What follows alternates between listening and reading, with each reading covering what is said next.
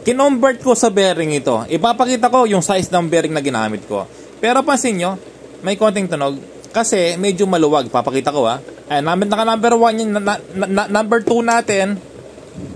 Number 3. Yan, number 3 medyo nawala yung konting ingay niya. Yung alog. Ayan. So, bali papakita ko po sa inyo.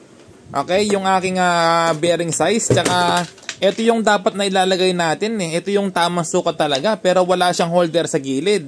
Okay, kayo na po yung balang musga. Alisin ko. Ayan, bearing ito, bearing. Okay, so alisin ko yung bearing.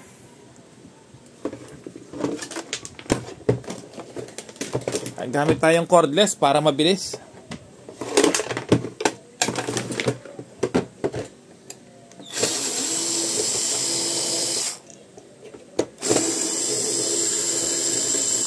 Dapat talaga 608B. Okay, D po dapat. Yung pang grinder.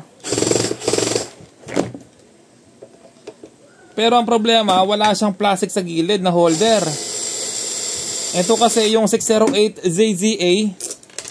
Ayan, papakita ko para ano.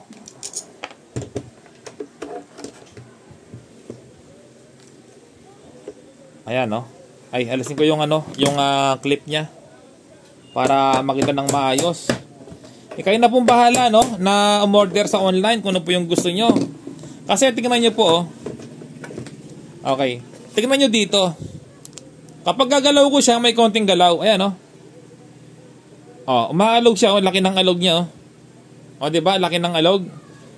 Ayan. Pero, yung kasing labas niya, sakto, yung holder. Ito yung holder niya, may plastic na kulay white. Okay, kung ipapakita ko po yung ano niya, yung size niya. Nakalagay po dito. Ayan, no, 608ZZA.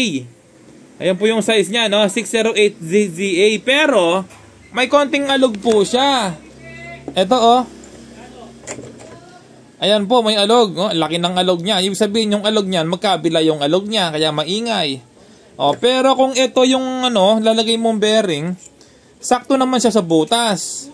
Wala siyang alog. Pero yung housing, wala siyang housing. Okay, yung sukat po nito ay 608D. Ayan, para may idea po kayo. 608D. Ayan po, wala siyang alog. Sakto po sa butas ng shafting ng electric fan. Oh, napakaganda. Wala siyang play kahit konti, oh. Yun nga po, wala siyang cover sa gilid na plastic katulad nito.